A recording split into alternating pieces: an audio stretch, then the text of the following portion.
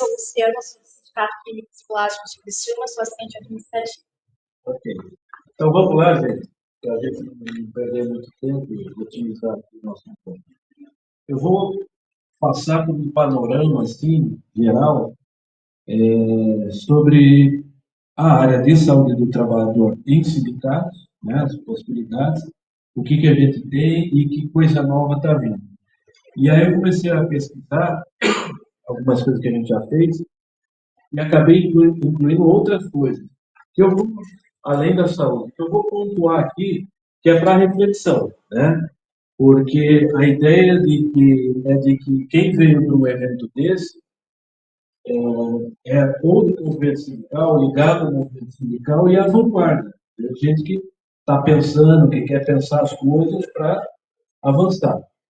Então, nós vamos falar primeiro sobre as antigas doenças, né, um pouquinho, e acabam que, em especial, a Lerdort, que apesar de ser antiga, ainda está aí. Né? A Lerdort é um conjunto de doenças, em geral, são inflamações de tendões, então a tendinite de supraespinhal, epicondilite, tenossinovite.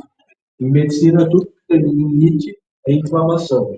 Então, são as inflamações em geral, ou mesmo síndrome do túmulo do carpo, que é uma compressão nervosa, que a gente teve, assim, uma explosão de casos na década de 90, e a esses dias mesmo, semana passada mesmo, por um acaso, me procurou uma psicóloga de 50 anos hoje, que eu atendi ela quando ela tinha 19 anos, ela era uma metalúrgica, uma alerta. Antes a gente classificava em graus, e era um grau 4, era uma alerta terrível, e que aos 24 anos foi aposentada. Aos 24 anos de idade foi aposentada por invalidez. Isso ali foi no ano de 93, por aí. E aí, ela, Rosilene, eu falo o nome dela porque a gente já conversou muito sobre isso, ela queria estudar, ela só estava, segundo ela, de passagem pela indústria metalúrgica para ganhar um dinheiro para estudar, para fazer psicologia. E aí ela, aposentada por invalidez, eu atendi a ela e me perguntou e falou comigo, eu disse, vai fazer psicologia, vai, pode ir, né? Vai, porque ela tinha medo, estava aposentada por invalidez, e sabe como é que é. Mas enfim, o tempo passou, ela se formou e ela desaposentou, ela pediu o cancelamento daquela aposentadoria por invalidez, como metalúrgica, e hoje é uma psicóloga aí que a agenda dela é fechada o dia todo quando ela abre lá, ela fala em Sorocaba. E isso para contar para vocês um pouquinho, né? Além dessa questão que acho que é estimulante, mas para lembrar que Lerdort era uma coisa que ocorreu muito, muito, mas ainda temos o termômetro, tendinite de professores, né? Problemas de coluna. A gente evoluiu algumas coisas, por exemplo, não se usa mais giz, né? Depende. Agora ela usa, mas também depois. Isso, não, mas eu pergunto porque, por exemplo, a alergia à rinite pelo giz acabou. Embora a lousa vai dar tendinite, sim. Isso vai seguir, né? Mas então nós temos essas doenças antigas, entre aspas, a perda auditiva induzida por ruído nas indústrias, nós ainda temos, na metalurgia, na indústria têxtil, ainda temos locais que têm muito ruído. É igual antes? Não, não é igual antes. Melhorou. Nós temos que reconhecer que melhorou. Mas ainda temos esse tipo de problema. Doenças infecciosas. E a pandemia mostrou para a gente uma coisa, que não é só o pessoal da saúde que tem doenças infecciosas, que é contaminado por risco biológico. A pandemia mostrou, por exemplo, os frigoríficos. O pessoal dos frigoríficos adoeceram mais que a média dos trabalhadores, por conta daquele ambiente. O pessoal do transporte urbano adoeceu mais também, né? O motorista, porque na pandemia, estou dizendo na pandemia, o ônibus era fechado no frio e aquilo virou um laboratório de transmissão de vírus. Tá? Então, vocês vejam que temos essas doenças, inclusive os transtornos mentais. Tá?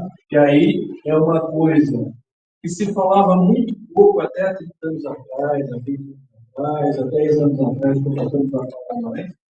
E, de um tempo para cá, o negócio da pandemia para cá, a demanda aumentou muito, a ponto de, no ano de 2023, a gente ter aumentado muito. Olha só, 2021, segundo os dados do INSS, nós tínhamos 185 mil afastamentos de trabalhadores CLT pela Previdência Social por motivo de transtorno mental. E o que aconteceu? No ano seguinte, que foi 2023, isso já aumentou muito para 283 mil casos, e no ano passado, 2024, que já fechou a Previdência, fechou o dado, nós tivemos 472 mil afastamentos. Né? Então, vocês vejam que é um problema atual, e nós temos que dar uma resposta. É óbvio que os sindicatos são serviços de atendimento, são serviços para abordar a questão do tema de quem está doente, para passar receita e não é nada disso. Mas é óbvio que os sindicatos têm que estar preparados para receber esses casos, para acolher. Eu lembro que uma vez, há uma questão de uns 4 anos, eu trabalho para, atualmente, 9 sindicatos. E eu me lembro que nenhum deles atendendo uma pessoa, a pessoa me disse: doutor, como é ruim vir aqui? Por quê? Ela falou: não, porque a balconista é muito mal educada. Então, se os nossos sindicatos não acolhem, porque, gente, quando a pessoa vai no sindicato, é porque é a última tentativa dela. Porque vocês sabem que o trabalhador tem medo. Tem medo de perder emprego, tem medo de o patrão saiba que ele foi do sindicato. Quando ele vai, é a última tentativa. Então, nós precisamos ter esse ambiente acolhedor para as pessoas. E, sobretudo agora, esse tema da saúde mental é um tema extremamente relevante, nós precisamos prestar mais atenção ainda nisso, no acolhimento dessas pessoas. E quando a gente fala de saúde mental, logo vem também uma outra praga assim, daí, que é o assédio moral. Que tem aumentado muito. E uma coisa que a gente tem que falar com as pessoas, esclarecer as pessoas, é que assédio moral não é uma doença da pessoa. Lembra que eu falei ali, ó, terminar em ite é inflamação, né? Tem limite, não tem ascendite. Não existe isso. Assédio moral é uma doença do ambiente de trabalho, das relações de trabalho. São as relações de trabalho que estão doentes. Só que quando essas relações de trabalho estão doentes, isso adoece as pessoas. Tá? E aí nós vamos ter esses casos de assédio moral cada vez mais aumentando. Eu trouxe aqui de Floripa, né? Não sei se vocês lembram desse evento, por exemplo, o agente da Polícia Federal se suicidou dentro, aqui na Polícia Federal, na Beira-Mar, aqui em Floripa. Né? Que é um evento extremo que o assédio moral pode levar, que é o suicídio. E acreditem, gente, isso ocorre. Né? Inclusive hoje, com essa questão, acho que é uma com essa questão de produção. Será que eu preciso falar assim? Sim. Obrigada. Tá. Vamos ver, vamos testando se vamos falando. Se está alto demais, não está? Tá bom? Tá bom assim? Então tá. Beleza. Inclusive, a gente está vendo cada vez mais uma perda aí, né? Trabalhador por conta do quê? Das metas. Hoje tem todos esses cursos da meritocracia, e para atingir a meritocracia tem que ter meta, né? Mas aí a gente parte de metas. Eu sempre digo ali, eu acompanho muito a indústria frigorífica, trabalhadores da alimentação. E por incrível que pareça, a meta era fazer o corte de uma asa, limpar uma asa inteira por minuto, depois virou uma 1,2 asas por minuto no tempo, depois 2 asas por minuto. Quer dizer, o mesmo ser humano, sem ter evoluído, ficado mais musculoso e tal, ele tem que ir aumentando, né, a sua produtividade. Eu sempre dou exemplo que é o seguinte: se o super-homem ou a Mulher Maravilha descesse aqui agora e fosse trabalhar lá na linha de produção frigorífica, eles iam ter alertado. porque não tem como não ter aquele ritmo. E para atingir as metas, o que se faz? Né? São estratégias, por exemplo, a estratégia de ganhar um bônus, ganhar uma cesta alimentação extra, né? Como é que ela ganhar todas essas sutilezas que dentre as coisas para atingir, para conseguir essa meta, uma delas é o problema testado, por exemplo, que é um problema, né, na prática.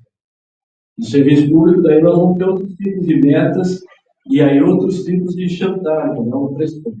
A gente vai falar. Mas aqui, por exemplo, tem uma que foi em Florianópolis também aqui, ó, nos bancários, aí há um tempo, né, numa agência, que quem não atingisse a meta ia ganhar um chocolate talento. Não talento, é o talento. Né? Aliás, temos bancários aqui, eu me lembro que tem um amigo que disse o seguinte: se você for fazer a festinha de 3 anos do seu filho, for no fim do mês, no aniversário, não convide um bancário, porque ele vai ter que atingir a meta e vai ter que seguro lá dos seus convidados. Porque no banco, hoje, a coisa está terrível, né? Essa questão de metas está absurdo. E aquele negócio que eu falei ali do movimento repetitivo, de ter que aumentar, vai aumentando a meta, sendo que o ser humano é o mesmo. Mesma coisa no banco. Passa um tempo, aumenta a meta. Agora tem que vender um pouco mais. Mas é a mesma pessoa, a mesma capacidade de venda. Então, hoje, para isso, né, o assédio moral, ele passou desse padrão individual para um padrão de assédio moral coletivo. Para além, para muito mais do que um chefe lá, meio desmiolado, que pressiona uma pessoa e que pratica um assédio, a gestão aí, né, das empresas perceberam que o assédio moral pode ser uma ferramenta tremenda para que se atinja as metas. E aí se começa, então, a gente tem visto uma nova figura, que é esse assédio moral institucional, e eu coloquei aqui em nome da UFSC. Então, eu não estou correndo, estou ripando para ver se eu cumpro esse tempo. Então, está bem dentro do tempo. Eu pus esse laudo aqui que foi feito na UFSC, onde eu trabalho.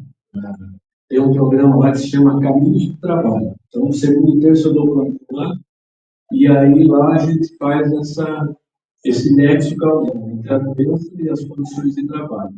E caiu uma trabalhadora aqui, da Diretoria de Vigilância Sanitária, a gente atendeu lá, e aí quando a gente atendeu, tem todas as características de assédio moral, e aí quando a gente falou, mas tem mais gente, né? Tem. E aí a gente conversou com ela, disse, olha, se você trouxer mais gente, nós somos universidade, nós somos sindicato, a gente não vai lá no campo, vai, e aí, pela paciente, a gente disse, não, se você trouxer as pessoas, as quatro, cinco, você pode estudar isso da perspectiva do assédio moral coletivo. E ela trouxe 14. Então a gente formou um grupo de estudo que foi aí nosso primeiro laudo da assédio moral coletivo, que a gente conseguiu, foi para o Ministério Público, e o Ministério Público aí fez 14 exigências para o governo do Estado, a Secretaria de Estado da Saúde, dos quais a última era exonerar o diretor. E todas as 14 foram cumpridas. 60 dias depois, a última, que foi o ato de exoneração do diretor da Vigilância Sanitária Estadual, aconteceu. Então, eu estou frisando tudo isso para dizer, olha, existe essa nova figura aí nos nossos ambientes de trabalho, que é o assédio moral institucional, o assédio moral coletivo, como queiram chamar. É importante a gente notar isso, porque é uma forma hoje de gestão. Há 40 anos, mais ou menos, que não se falava em assédio moral, a gestão empresarial já tinha um nome para isso, chamava Manager by Fear, é a gestão pelo medo. É bem isso, tá? Não é uma chefia, não é uma gestão que ganha as pessoas. Ela diz, olha, o negócio é o seguinte, a regra aqui é essa, se ele quer, não quer, Já sai daí que a fila é mais ou menos isso, tá? Bom, aí tem até aqui, eu trouxe aqui, mudando um pouquinho de assunto, ó. Meu Deus. Imagina que tem gente que estuda a vida inteira um tema que é uma série moral. E eu passei pela série moral, passei pela lei, passei, porque a ideia é a gente faz um flash, um flash. É para tentar estimular alguma coisa. Para que eu falei assim, que a série moral coletiva, eu já viajei. Quem sabe isso, né? Mas, opa, tá dando resultado. Porque a ideia do flash é isso, ó. Tô iluminando um pouquinho aqui a cabeça, né? Para ver se surge uma ideia aqui, outra ali. E aí, então, mudando o flash, agora a cor do flash, tá? Tem um outro problema que tem chegado muito nos sindicatos, que é a insalubridade. A insalubridade, ela é uma adicional que ele é pago conforme o laudo que se faz no ambiente de trabalho. Tá? E ele só pode ser pago, sobretudo na gestão pública, né? A partir de laudo. Na empresa privada é mais fácil, porque ele, o patrão lá manda vir um contrato de empresa, que faz um laudo e paga-se isso. E ele tem alguns níveis proporcionais, 10, 20 ou 40% do salário mínimo, conforme o grau de risco. E hoje, e no Brasil, a gente tem que saber o seguinte: a nossa luta, que é da saúde do trabalhador, sempre foi acabar com os adicionais. Não pelo acabar com os adicionais, mas porque a gente quer acabar com a insalubridade. A gente quer acabar com os ambientes ruins, que adoecem. Tá? Só que no nosso país acontece uma coisa: a gente não consegue acabar com esses ambientes. Além disso, o trabalhador tem direito ao adicional a mais financeiro e não recebe. Então, hoje, tem um movimento organizado que diz: olha, vamos fazer o seguinte, vai ter que pagar. Eu lembro que numa mesa aqui, há uns 5, 6 anos, eu fui junto com o sindicato, que era uma grande empresa, e aí o gerentão falou assim: se for pagar, era problema de ruído. Se for pagar, eu vou acabar logo com esse ruído aí, nós vamos incluir tudo e não vou pagar, porque a lei é isso: né? Se tiver o risco, paga, mas se eliminar o risco, não paga. E aí nós dissemos: maravilha, isso é bem isso que nós queremos. Elimina o risco para não pagar. Agora, o que não pode é tal risco lá, as pessoas estão sofrendo, teriam direito adicional e não estão recebendo. Tá? Então, essa é uma outra demanda que tem chegado. Eu tenho aqui, ó, 2 exemplares. Maria, me ajuda a sortear aqui com 2 sindicatos, que é de, especificamente esse, é sobre a indústria frigorífica, né? Só que o risco é o mesmo. O ruído que está ali é o ruído geral, o frio que está ali é o frio geral. Como é que você quer sortear? Pensar em 2 números, quem acertar, leva. Tá, Tá. Oi? Quantos sindicatos tem aqui? Vamos ver. Ó. Tá. Você pensou no número? Tá. Não, mas não dá, porque eu sei que o primeiro é 13. Não é. Foi, então 50. Tá bem? Estou nervoso desse convite, né? Então, esse 19 pessoas aqui que você está na internet também. Tá, depois eu faço. Depois faço lá. Faço. Começamos lá com depois no final, vamos fazer isso aí, porque o Marinho é o meu super protetor aqui das coisas difíceis. O Marinho vai ficar com esses 2 livros, aí o pessoal pergunta. Chega o primeiro Marinho. Tá bom? No final a gente sorteia. Isso, no final sorteia. Pronto. Mas não pode ser, né? Ele vai falar: pensa no número de 1 a 1 milhão. Tá bom. Tem 20 pessoas aqui de uma vez. Pronto. Tá. Então, esse tema da insalubridade é um tema que sempre está caindo no sindicato, né? Não confundir insalubridade com periculosidade. O que é periculosidade? É um adicional também, que é de 30% do valor do salário, que é 10, 20 ou 40% do valor do salário mínimo, que é um debate também, tá? Mas na administração pública tem muita negociação que o valor daí é sobre o salário base, tá? Que vai de todo ano dos desfiles, dos debates para melhorar as coisas. E tem um outro adicional que chama penosidade. Já ouviram falar? Está na Constituição. Só que ninguém recebe. Por quê? Porque a Constituição é norma geral, né? Tudo que estava na Constituição precisa ter uma lei que diga. Esse direito da Constituição vai estar assim, assim, assim. Desde 88, a Constituição prevê, mas não tem a lei. Tá? E é uma coisa interessante, viu, Matheus, que acontece com os professores, é que até 64 o professor recebia esse adicional de penosidade. Tá vendo? Tinha ele. Olha só, já era penoso, porque o que é o adicional de penosidade? É isso. O que é o adicional de saúde? Risco de ficar doente. O que é o adicional de periculosidade? Risco de morte. Peraí. E o que é o adicional de penosidade? É esse risco, sobretudo sobre a saúde mental da gente, é de trabalhar num trabalho penoso. Então, se até 64, o professor que era rei, só ganhava bem, lembra? Já ouviram falar disso, né? Meus pais eram professores, eles sempre falavam com muito mundo. O juiz, a gente, né? Então, outro nível. E o que é o professor hoje? Carreira do professor hoje, todo o sofrimento que é o magistério hoje, tá? Então, tem esse adicional também, generosidade, que está aí, e é uma coisa do sindicato pensar, tá? Tem um outro tema, mais um flash, um outro tema muito prático, que chega no balcão dos sindicatos, que é atestado médico. O médico deu 60 dias, a fábrica falou que eram só 2, só 3, só 4. No serviço público é um pouco diferente, né? Em geral eles respeitam.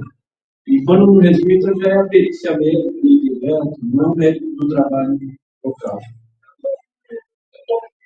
Uma empresa, a trabalhadora pediu demissão em certo tempo, certo? Só que nesse tempo, ela já não foi mais trabalhar, entregou um atestado de 7 dias e o outro atestado de 10 dias. Enquanto ela estava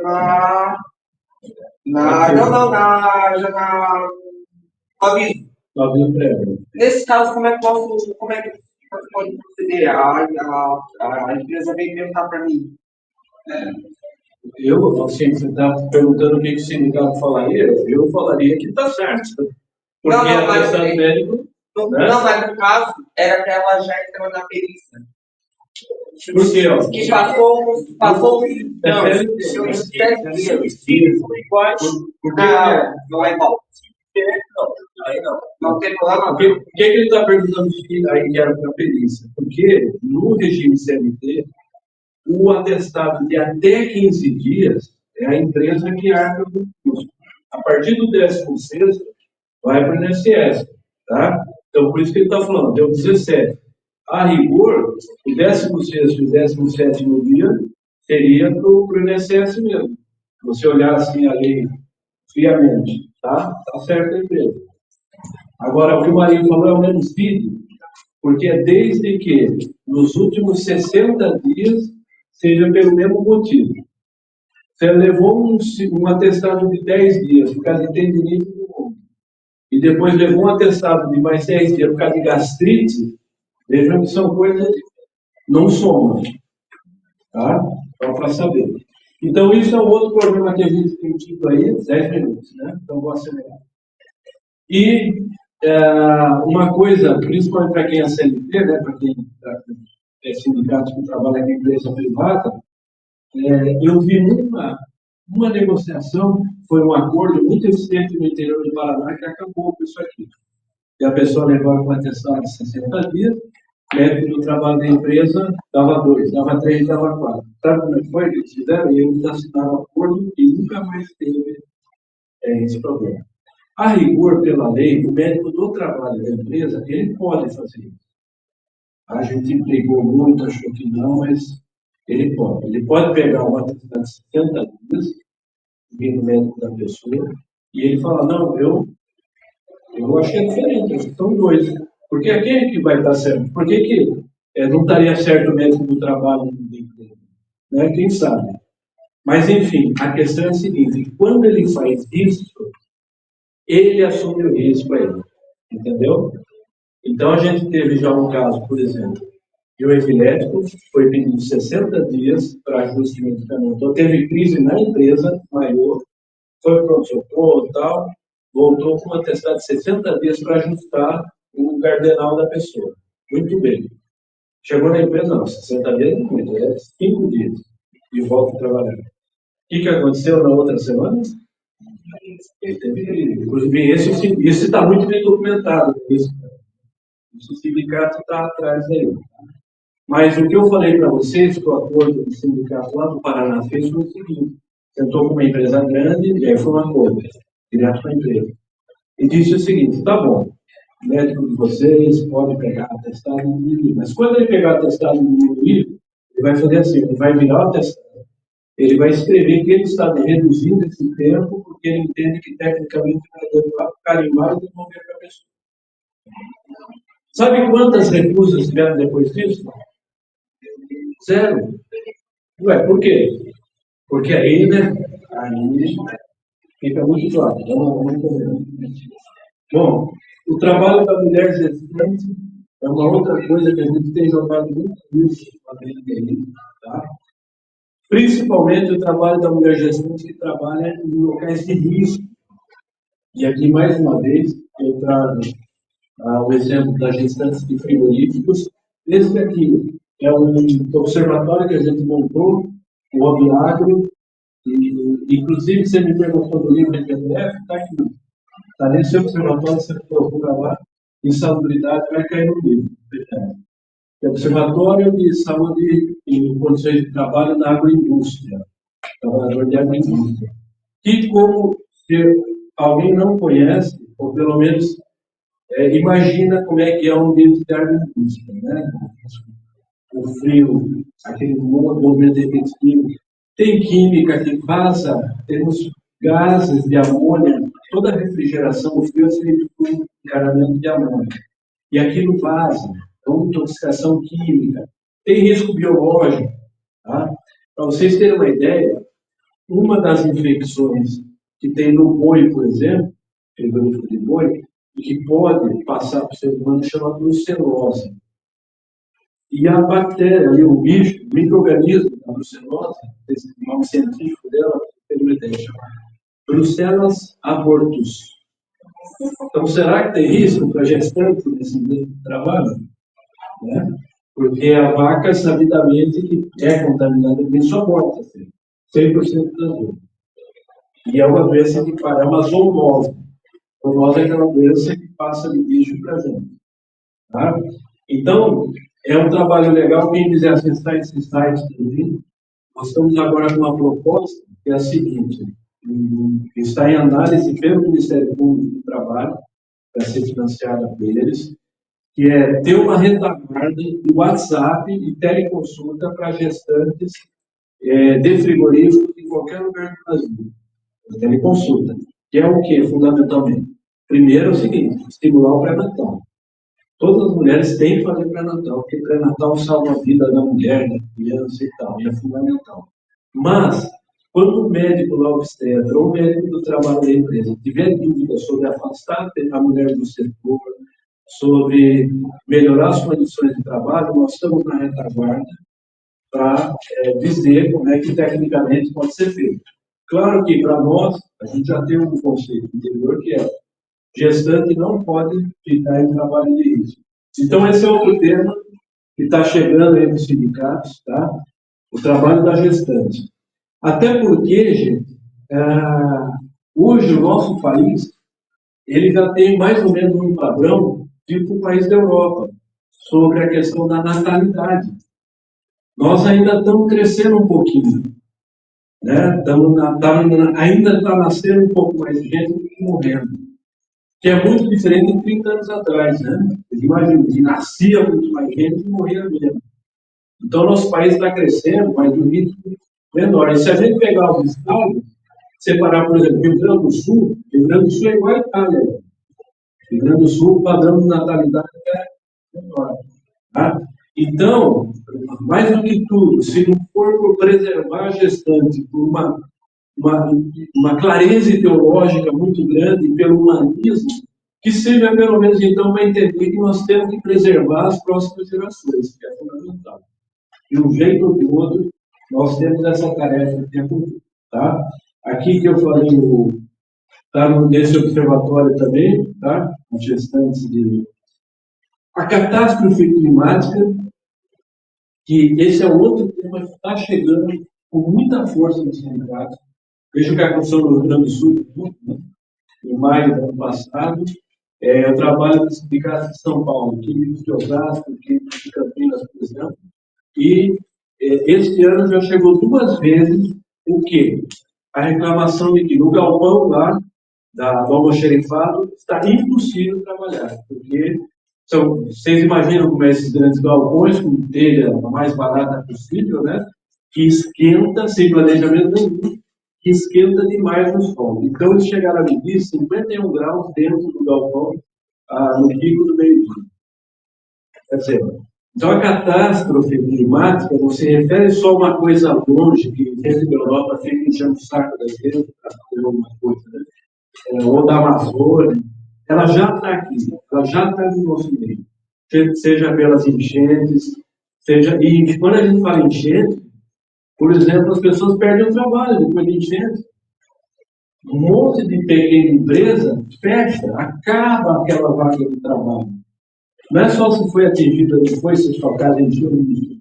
Olha os reflexos que a gente tem no trabalho. Então, o tema também atual, e está aí, a gente precisa dar conta de falar. A CIPA é um tema sempre atual também. Eu costumo, faz 35 anos que eu trabalho com sindicatos de trabalhadores. E o tema da CIPA sempre foi uma questão que a gente tentou dar um valor. Tem sindicato que dá valor, tem muito dirigente sindical que entrou pela CIPA, e a partir da CIPA se elegeu lá, e ele tem estabilidade, né? Mas ao mesmo tempo que se elegeu e era uma pessoa combativa, começou a apanhar um outro, né? Do RH, da gestão em geral. Então, e aí os sindicatos se aproximam e trazem essa pessoa. Então, a CIPA é um outro campo de trabalho, seja para trabalhar com os quadros, trabalhar os conscientes, é um espaço que a gente pode ocupar, e a CIPA mudou agora, né?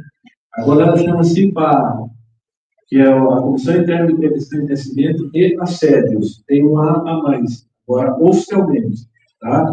Então, é mais um espaço que o sindicato pode ocupar também, tá?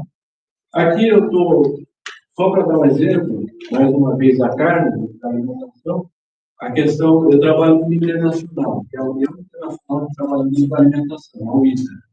E nós criamos a questão de 3 meses o Comitê Nacional de Trabalhadores da Carne, e aí ele vai ter os cortes JBS, BRF, porque a nossa ideia é fazer uma articulação mundial.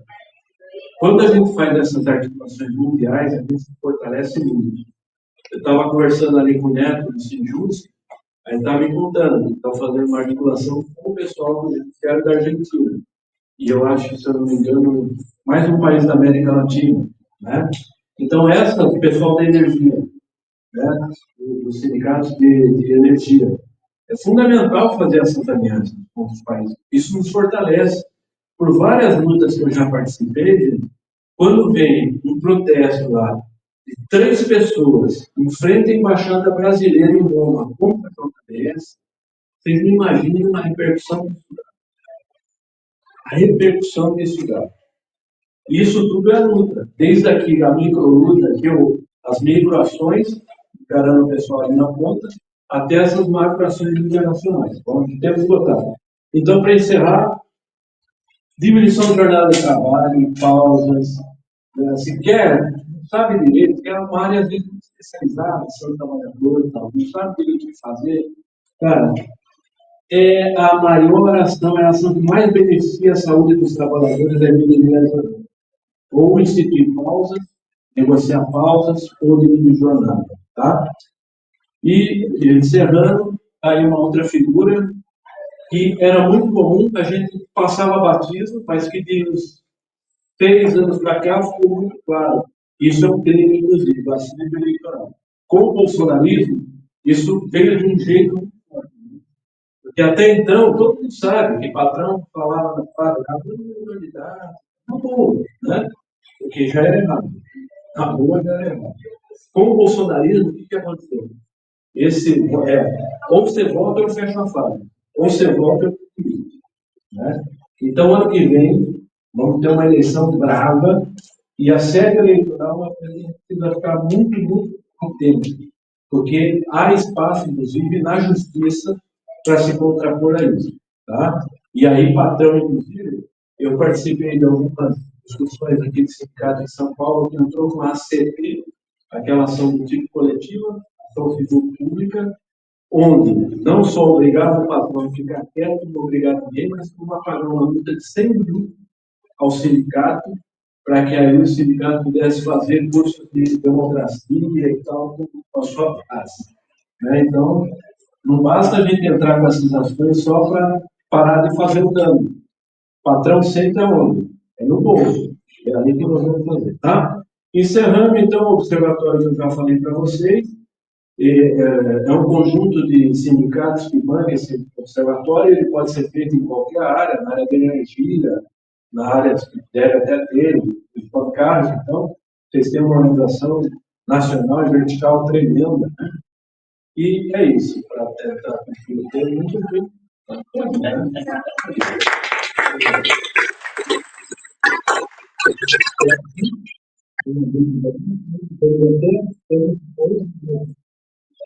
Alguém quer falar alguma coisa? Fala aí. Fala que eu vou pegar uma análise. Então, o que tu falou aqui, né? Primeiro, essa troca de experiência internacional. O que a gente vai apresentar amanhã aqui em Fevereiro da Vida é uma troca que nós, energia, fazemos. A gente faz com vários sindicatos na Alemanha, na Sri Lanka, Bangladesh, Colômbia, estamos na Espanha, México agora, que eu discuti vida, saúde e trabalho. São 3 maravilhas que não discutem. Então, a gente tem essa experiência que a gente vai apresentar amanhã de manhã, e recentemente eu fiz as causas, né? Através do São Eduardo Sardá, procurador do Ministério Público do Trabalho, no novo sistema que a CBF implantou, que deu uma ajuda para todos os consumidores do Estado, né? Acabou em 2017, para que os trabalhadores são de 4 horas, a cada 2 horas, 10 minutos de pausa. Aí, a gente está cumprindo, a gente vai ter que chamar de assim a resposta sobre isso, mas provavelmente esse pausa vai continuar dentro do nosso acordo aí com a empresa. E parabéns aí pela performance. Aliás, sabe como é que é o nome do sindicato do marido? Sinergia, que é uma palavra, sinergia é uma palavra, significa juntar as coisas, né? Então, usar energia. E é o sindicato de energia, os trabalhadores de energia, sinergia. E o Sinergia ele faz muita coisa aqui, como vários sindicatos fazem, também de vanguarda. Um deles aqui, vou aproveitar para fazer a propaganda do nosso 11º concurso de conto e poesias. Você tem, pode seguir aí, né? Ele é um distribuir um folhetim para vocês conhecerem a iniciativa aqui de Sinergia. Trabalhar com a cultura, viu? Depois,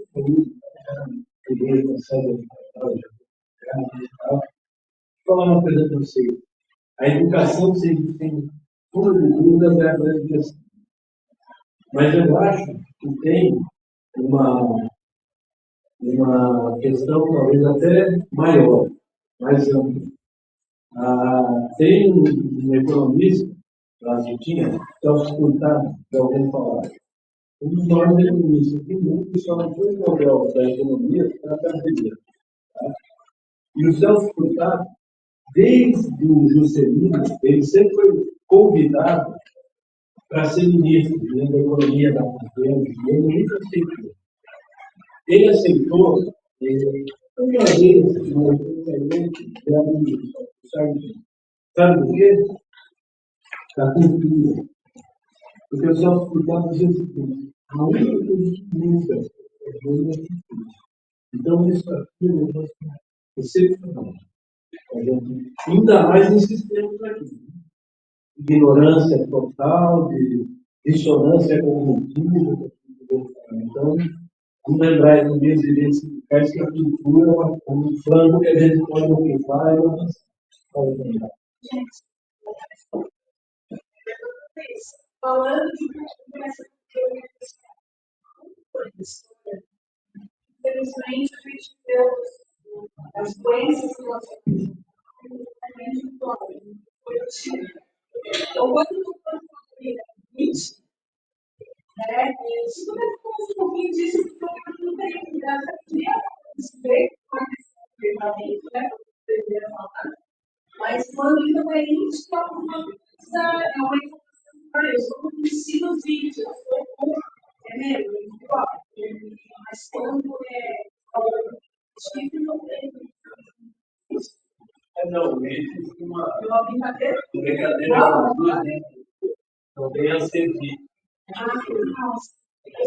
As pessoas não padecem de ascendente. A pessoa não padece de assédio moral.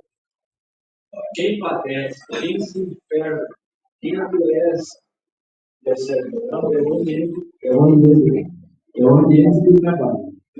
É ele padecido com essa doença chamada assédio moral. Agora, quando esse ambiente está doente, isso reflete na saúde da pessoa. Isso, a gente tem uma estatística de 5% das pessoas que vivenciam não adoecem. Estão sofrendo uma doença. 5% adoecem de outras coisas que não transtorno mental. Por exemplo, a gastrite. E 90% da doença aí vai reagir, é uma reação, não é uma ação do nosso organismo, é uma reação. Vai reagir como? Com depressão, com ansiedade, com pânico, com burnout, né? E com tudo isso que é uma coisa que está relacionada à saúde mental. Então, pois é, aí que tá. A primeira coisa diz que aí baixa a imunidade, né? Baixa a imunidade é uma coisa. Por exemplo, sabe o que eu vi? Psoríase, né? Dermatite, que são essas doenças que são da pessoa. Ninguém vai pegar psoríase lá, não desinfecta lá. Agora, é uma doença que é dependente do seu estresse, do seu estado de corpo. Então, realmente, a era psoríase, a dermatite, olha quanta coisa a gente se a gente for começar a colocar, né? Mas para pensar como organizar, né? Eu fui no evento, está chegando isso. Até mesmo a própria alimentação, que a pessoa pode causar. A pessoa pode Isso, inclusive o pessoal que é o alcoolismo. Ah, e você lembrou as drogas, e vou te dizer uma coisa que você vai ir tudo para lá no o pessoal fez mesmo. Sabe o que eles falaram? Problema? Sabe o quê? Bet.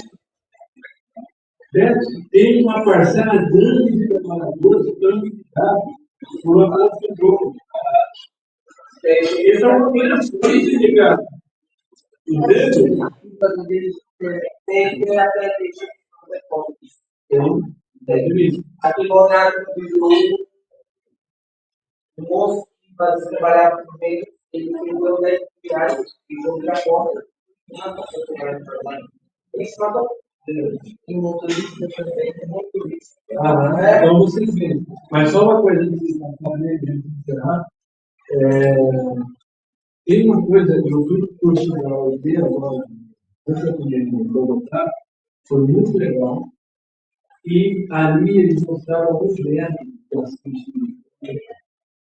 E aí o que trouxeram, cara, trouxeram, sabe os três grandes passos para você avançar na lei de Deus?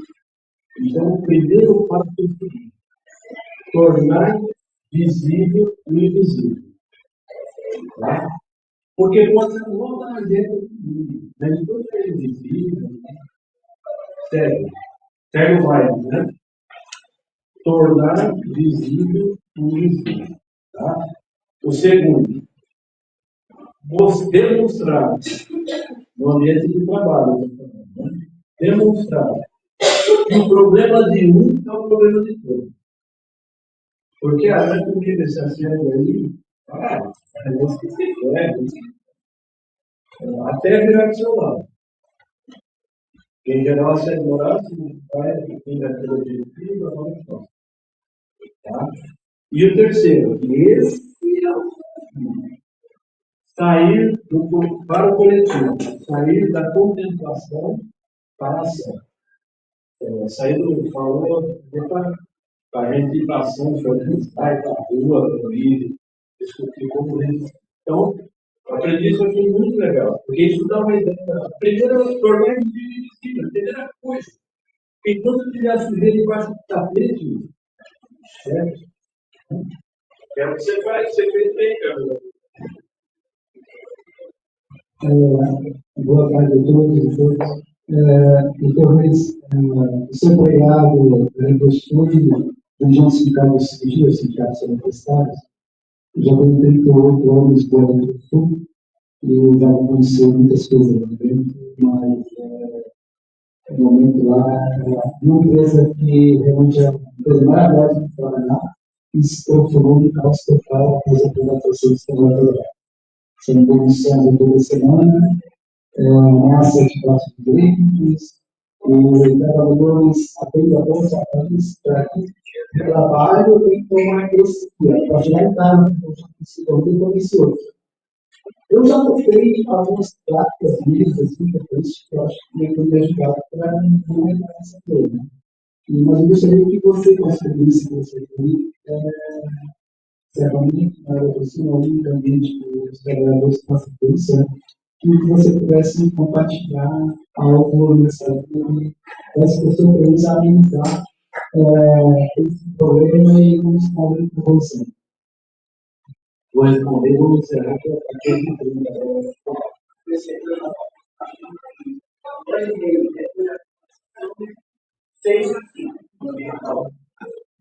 Então, nós temos aí várias camadas para tentar entender e agir. E para dizer, inclusive, isso que está passando não acompanha o que pede. Nós estamos atendendo uma pessoa que foi na família, no caminho do trabalho, e conversou do ponto de vista da sua saúde mental, justamente por isso que está acontecendo. Oi? Foi? Então, quero ver. Mas aí, mas veja, não é um caso isolado. A mesma coisa que acontece aqui, por exemplo, está acontecendo na Sabesp, em São Paulo. Que é a mesma coisa. Né? Eu acho que a gente perdeu uma possibilidade, porque eu gosto muito, eu estou no universitário, eu estou na universidade. Então, não tentar, pode escrever, né? Pode agir, não está gostando e tal. Por exemplo, lembra quando nós ficamos aqui 3 dias sem luz, em Florianópolis? 20 anos, eu apagando na rua, lembra? Inclusive, de fevereiro, nós 3 dias, nós 2 mas vocês lembram que no último dia começou a aumentar muito o assalto, olha o que é a energia elétrica. E por que aconteceu isso? Não, não foi. Teve a ver com facilidade, mas teve a ver com quarteirização. Um trabalho extremamente especializado, que aí vamos terceirizar. Terceirizou e ainda, no caso ali, quarteirizou. Então, eu acho que, do ponto de vista geral, É isso que você tem noção. É a qualidade né? O duro é que as pessoas, o povo não sente na hora. Vai sentir depois. Né? Isso é uma coisa. Agora, do ponto de vista individual, o sofrimento que as pessoas estão tendo, eu acho que no mínimo você tem que acolher. Né? Tem que ouvir quantos dirigentes sindicais estão fazendo. Olha, eu acho que eu sou mais psicólogo do que eu. Não é? É psiquiatra, até psiquiatra. O Bahia já me ligou pedindo receita para um lado. Até psiquiatra. Não pode dar, quer dizer que. Então, sim. É uma. Cara, é difícil, é muito difícil. Nós temos que tem uma coisa, uma pesquisa, mas os trabalhadores lá, o que saiu foi melhor. E aí a gente teve uma luta que é tudo que é um acordo. Então a gente vai jogar. Essa é uma ferramenta que os sindicatos precisam usar, sobretudo hoje, muita pesquisa, fácil, mas antes era com papel, distribuir, depois a pessoa ia pegar. Hoje, com link do Google Forms, a gente bateu. Então, pode saber que todo trabalhador sabe disso. Às vezes fala, mas o trabalhador rural sabe disso. Então, essa pesquisa é muito. Eu faço muito mais São Paulo, já fizeram aqui em Figueira, e porque enquanto você tem novos medidas pelo governo, ele é coletivo. Não é um problema não, é um problema coletivo. E o técnico da vacina no final, não dá mais para a gestão de padrão, mas super bom. Então é isso. É difícil, mas eu estou querendo ver, vai ser a avaliação desse mercado, vai ser agora. Eu estou louco para ver que faz uns 10 anos que eu falo isso, para as diretorias sindicais, que a gente tem que dar uma atenção inteligente sindical, tá? A saúde do exatamente, né? Porque é um profissional que a sua base acha que ele não faz muito bem. Claro, vamos fazer um parênteses. Beleza.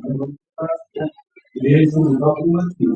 Acha que não faz nada, tal. Ele não tem horário, ele tem problemas, muitas vezes familiares, na família dele, sem contato financeiro. Tá? E, então, eu acho que a gente está perdendo isso. Pensar a saúde do jeito. Você quer falar? Mas eu já falar e vamos encerrar. Quem é que vai mudar a próxima? Aí, uma outra coisa, principalmente que você está perguntando, o que aflige muitas pessoas, elas não conseguem mais externalizar isso, que é as plataformas, a plataformização das coisas, principalmente para quem é professor, virou um terror, porque uniformizou a ação de todo mundo tem que fazer exatamente na mesma hora, e isso é o que acaba acontecendo. Quem tem facilidade de aquilo, o tempo dele é o mesmo, isso vai devagarzinho aterrorizando a mente da pessoa, porque o outro deu conta de fazer ou não, e em vez de conseguir fazer, só vai mais uma vez atoroando a mente da pessoa. Com certeza. Eu vou passar nesse raio, passar por esse filme chamado A Classe Operária no Paraíba. Eu tenho aí eu estava aí, é da década de 70. E aí o Partido Comunista era muito diferente nas fábricas, na Itália, na Itália. E aí eles estão numa fábrica, que não tinha isso, organismo e tal, e eles estão chamando para o hospital, comprar o pessoal, o trabalhador. E aí ele ficava danado, não pensava em nada, não sei o quê, não ligava, e aí ele falou, pessoal, você não explica indignado, o que você. Não, fica perguntando assim, o que você pensa? Ele faz por ele, porque tem uma alienação, né? Ele, assim, no torno, uma peça, o que você pensa? Eu penso assim, uma peça, uma bunda. Uma peça, uma bunda. Que é alienação. Alienação de droga pesada também, na cabeça dos trabalhadores. Só que hoje a gente tem tanta informação, variedade, inclusive, cara, que a gente está no clube, né? Mesmo não tendo coordenação, está no clube, né? Obrigado.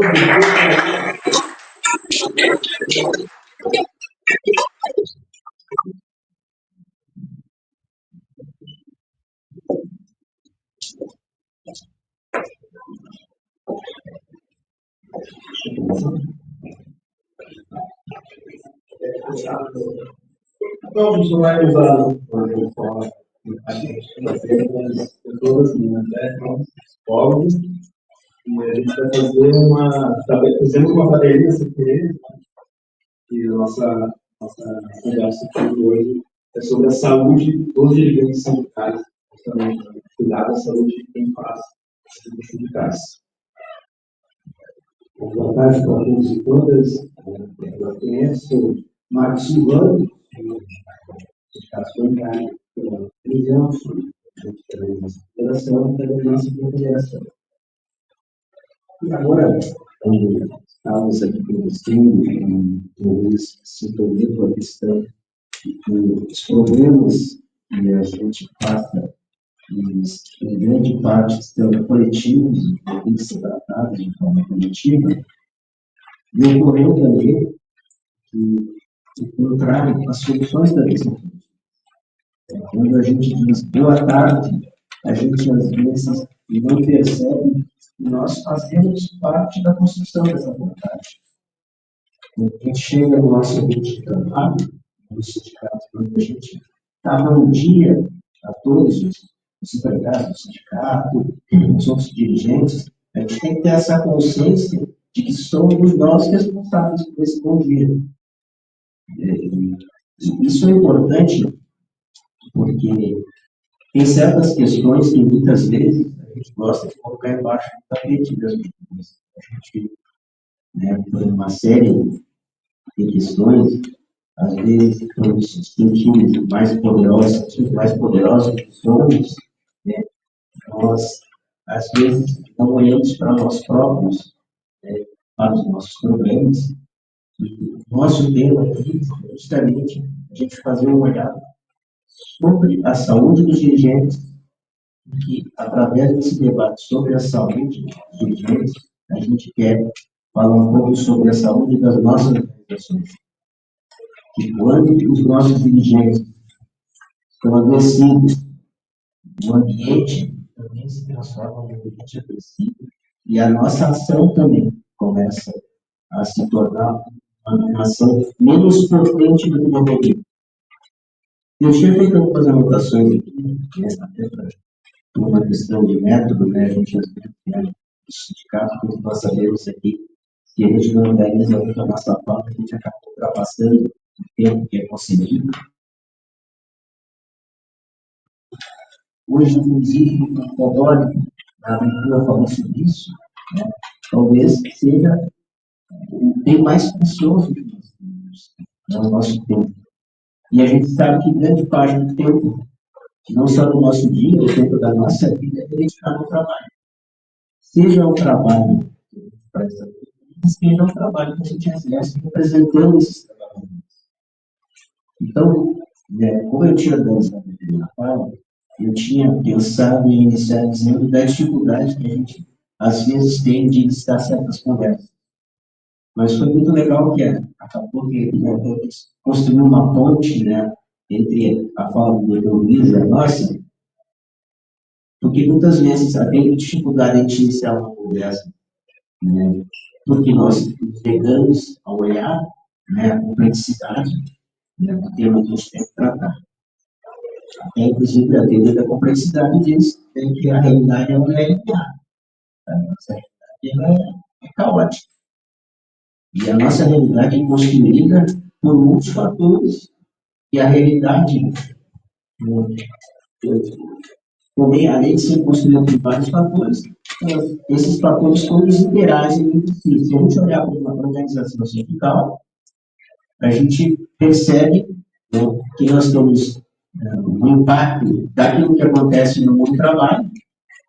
Isso nos movimenta no sentido de valorizar a luta, né? Mas nós também somos impactados por essas mudanças em nossas próprias organizações.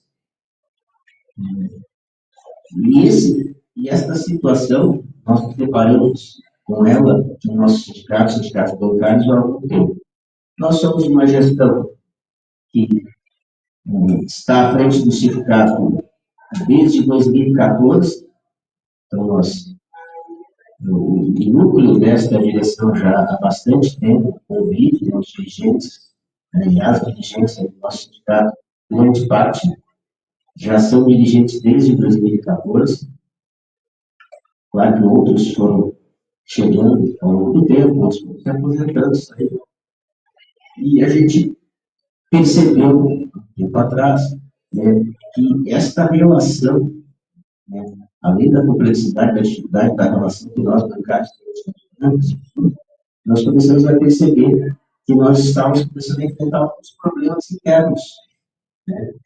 E isso é preocupante porque nós passamos por várias experiências como dirigentes lá no sindicato, várias lutas, enfim, né? E ao contrário da gente, ao longo desse tempo, fortalecer a camaradagem, nós começamos a nos transformar, né, em estranhos, muitas das vezes, assim, claro, ou radicalizar um pouco, adversários uns dos outros. Né? Mas a gente sabe que isso não é uma realidade, né, apenas no nosso sindicato. A gente, como participa do Modo Nacional dos Bancários, da Confederação, né, a Confederação hoje significa isso, né? Tem 192 sindicatos de bancários no Brasil. A gente, pela convivência, percebe que isso acontece em vários outros sindicatos de bancários também. E não só bancários, né? Da nossa militância na CUT, a gente sabe que isso em vários outros setores isso vem acontecendo. Né? Então, o primeiro despertar que nós tivemos, ele não foi dado por uma consciência, assim, com essa clareza que todos temos. Esse despertar foi dado, infelizmente, por uma situação específica, que era a nossa entidade, que era um momento de confraternização, onde naquele momento nós devíamos estar nos expressando, enfim, né, compartilhando daquele tempo, festivo, alegre e tal. Nós terminamos aquela noite virtual, por conta de uma situação de dois dirigentes sindicais. Né? Nós podemos lá tomar várias medidas, de afastar esses dois dirigentes, né? Fazer um terceiro tornar-se ao banco, ou dar uma suspensão, várias medidas. E nós discutimos muito a respeito, né, se essa deveria ser a medida que a gente deveria adotar. Se nós não estávamos, naquele momento, quando há um conflito no ambiente de trabalho, as medidas que a gente adotaria não seriam medidas que os bancos adotariam quando isso acontece. Inclusive, os bancos demitem, né, para se livrar do problema, nós não podemos agir dessa forma. Então, a partir, né, dessa experiência, é que nós fizemos contato com o André Guerra, que é assessor sindical, tanto do sindicato quanto da delegação do Rio Grande do Sul, com a Jacéia também, nossa amiga que vai depois, né, continuar o trabalho no debate com a gente aqui, e também a assessora, né, da área de saúde do sindicato, da federação lá, e resolvemos conversar a respeito do que estava acontecendo, e a partir daí surgiu um projeto, né, um projeto que tem essa intenção da gente descobrir, da gente construir coletivamente, né, dentro da nossa entidade, e talvez passar a experiência para os nossos sindicatos, como um indicador dessas situações que acontecem cotidianamente nas nossas entidades. Não vou falar nem aqui da questão do assédio moral, sexual, né, a gente faz um enfrentamento cotidiano nos bancos, né, contra essas práticas, e a gente, às vezes, não sabe dar como lidar com isso porque ele acontece próximo da gente. E acontece. Então, para a gente tratar dos problemas, primeiro é a gente reconhecer a existência desses problemas. A primeira pergunta que a gente tem que fazer, e essa foi a pergunta que construiu a entidade, é saber como estava a saúde dos dirigentes e como estava, por consequência, a saúde da nossa entidade sindical. Nós partimos desse ponto conversamos com a Jacélia, conversamos com a André, nós nos detalhes de como se construiu esse projeto. Na verdade, nós somos a entidade demandante, responsável pela realização do projeto. Só que tem que entender essa questão da pergunta sobre saúde dos dirigentes que a saúde da entidade, ela não é retórica. Para nós, essa é uma pergunta urgente. E a gente sabe das mudanças no trabalho, de tudo que vem acontecendo, né? Essa questão hoje de manhã, falando sobre trabalhadores de plataforma, falando de uma série de questões, né, da tecnologia, enfim, né? Então, tornar saudável as nossas entidades para esse momento é fundamental se a gente quiser superar esse momento que a gente está enfrentando de mudanças do trabalho. Isso, sindicatos são instrumentos de construção de uma sociedade melhor, mais justa, mais solidária, mais democrática, e eles precisam praticar no seu dia a dia essa solidariedade, né, esse processo, né, democrático, enfim. Mas o que a gente tem visto hoje, pela nossa experiência própria, nossa entidade, né, nas outras entidades, é um sindicato de sindicalistas e dirigentes pressionados por toda a ordem de situações, de fatores que eu vou fazer na complexidade. A precarização do trabalho, a fragmentação das identidades coletivas. Né? Hoje, não só o trabalhador, né, é dominado por essa questão do individualismo, a gente vê isso muito em dirigentes sindicais, né, que têm dificuldade de construção coletiva. São bons dirigentes que têm as suas tarefas, mas a tarefa para enfrentar as dificuldades do mundo, são dificuldades da sociedade, nós temos que ter essa noção de que a superação desse processo só vai se dar a partir de construção também de enfrentamento coletivo. Por melhor que eu possa ser, melhor preparado eu possa ser como dirigente, se eu não construir no meu ambiente sindical, né, a camaradagem, no processo democrático de construção das alternativas das tarefas, a gente não vai ter condição de fazer essa superação. E essa questão toda, né, da instabilidade política nos trouxe até esse momento em que nós, nos últimos anos, temos tido muitos retrocessos e muitas derrotas. E essas derrotas, eu não vou falar aqui só da reforma trabalhista, mas teve a judiciária, teve a terceirização restrita setor privado. Essas derrotas vão, ao longo do tempo, construindo um desencantamento dos dirigentes sindicais. E esse desencantamento trouxe muita ilusão, muita desilusão. Né? E essa desilusão, né, ao longo do tempo, a consequência vem trazendo muito esgotamento, adoecimento. Né? A gente, por uma série de circunstâncias, no nosso sindicato de bancários aqui tem uma base que atinge 22 municípios, mas nós temos hoje 12 dirigentes federados. Né? E a gente sabe que, embora haja fechamento de unidades e tal, todos esses municípios que são base do nosso sindicato têm dirigentes, de um banco, de 2 bancos, 3 bancos. Isso exige desses 12 dirigentes bancários uma permanente exercício, né, de presença desses locais. Mas, fora isso, nós temos uma série de outras atividades que a gente tem que organizar nos sindicatos, que temos poucos empregados, né, e uma assessoria, mas praticamente tudo que a gente faz no sindicato são os dirigentes liderados. Desde o processo de formação, as atividades culturais, esportivas, somado a isso, nós temos hoje um protagonismo na nossa federação, que também cobra nossa responsabilidade. Então, este acúmulo, né, de atividades também nos faz refletir sobre a questão do tempo, né, de como a gente está administrando o nosso tempo. Essa questão que afeta, por exemplo, os trabalhadores, de desconexão, acontece também muito com dirigentes sindical, porque a gente está por conta do WhatsApp e tal, a gente permanentemente mandado pela nossa categoria. Nós não temos mais sábado, domingo, feriado, do contrário, quando está conhecido, ele já quer que nós construamos uma resposta para segunda-feira. E ele vai lá conversar com a gente no sábado, no domingo, e a gente não tem, né, como, né, recusar essa tarefa. Né? Então, a gente tem uma questão bastante séria. Né?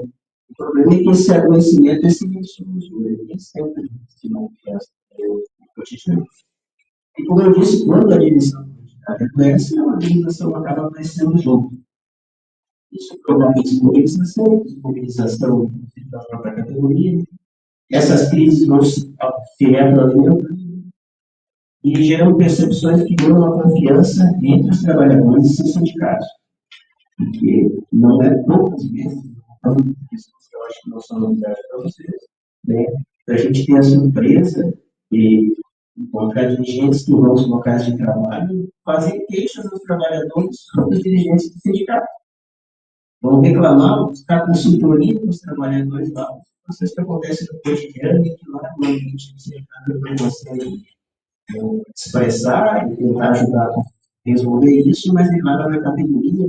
E aí, isso tudo ajuda a construir esse descrédito, né? E a gente tem os sindicatos agora, em bastante tempo, e bastante atacados, isso é extremamente ruim. Né? Então, por conta de tudo isso, né, nós resolvemos chamar a Jacé, chamar o André, para a gente fazer esse trabalho, né? E a nossa expectativa é que a gente possa, ao final desse processo, pelo menos dar alguns passos no sentido, não da nossa gestão, mas nas próximas direções que assumirem, né? Nós tenhamos sindicatos, uma direção sindical que consiga resgatar esse sentido, né, de ação sindical. Né? Porque a conciliação leva uma perda de sentidos. E a gente tem que ter pessoas que estão objetivando a direção sindical que têm noção do sentido e do projeto político que a gente está colocando ali com o sistema, com o capitalismo de jogo. Né? Então, a ideia é a gente restaurar esse sentido de luta e transformar as práticas da nossa identidade. Né? Depois, se houver oportunidade de a gente dialogar aqui, talvez a gente possa esclarecer mais como é que está o andamento, porque estamos ainda no processo. Então, né, como nos foi dado pelo Pablo, a gente agradece pela organização que foi no convite, né, nos foi dado também uma tarefa de tentar buscar alguns encaminhamentos, né, na sequência da fala do Ré e das perguntas que podemos surgir, a gente fala sobre algumas questões que a gente acha importante pontuar como um encaminhamento. Obrigado.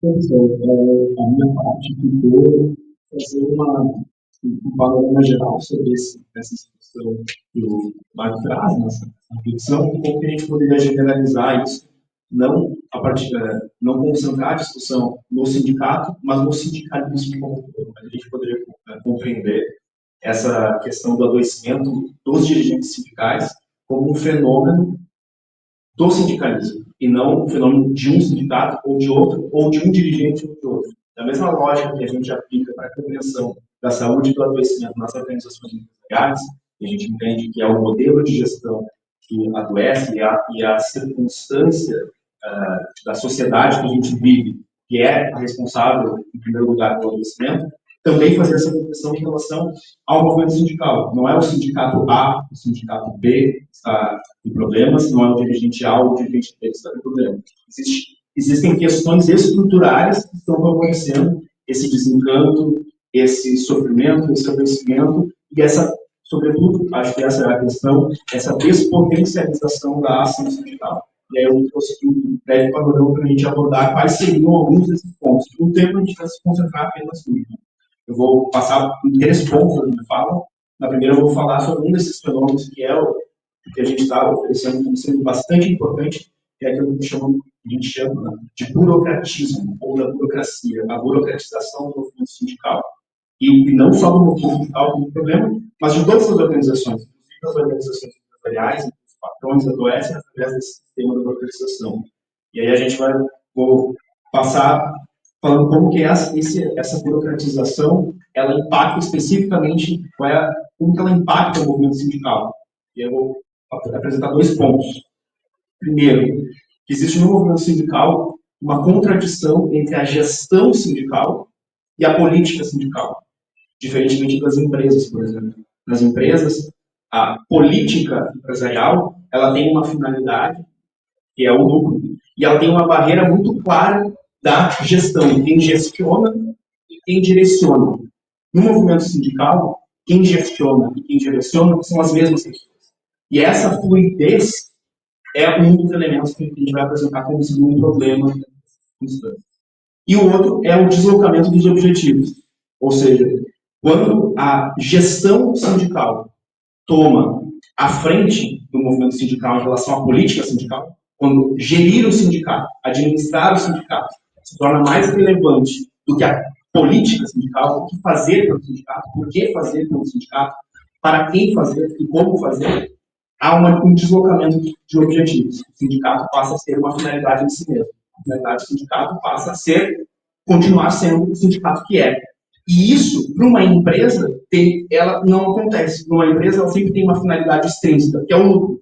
E para o sindicato, como ele não visa o lucro, mas abandonou a política, ele acaba se esvaziando de sentido. E esse esvaziamento de sentido vai repercutir nesses problemas que a gente vai ver. E aí, se sobrar tempo, a gente tem mais 10 minutos, né? Se sobrar tempo, a gente vai abordar a questão em como caracterizar os passos seguidos para essa intervenção sindical, que ela tem uma especificidade. Né? Então, o primeiro ponto, como esse fenômeno do burocratismo. A burocracia ela não pode ser entendida como um fenômeno inofensivo. A burocracia é muito mais do que simplesmente organização. A burocracia ela tem que ser compreendida como a raiz do adoecimento em todas as organizações. Tanto nas organizações empresariais, como qualquer outra organização política ou não. A burocracia, como a burocracia adoece nas empresas, isso a gente estuda o tempo todo. A gente entende que essa despersonalização, a reificação, a objetificação, tratar pessoas como coisas, que é uma das características essenciais da burocracia, nas empresas a gente já compreende isso há muito tempo. Mas esse é um tema ainda polêmico, porque para o movimento sindical.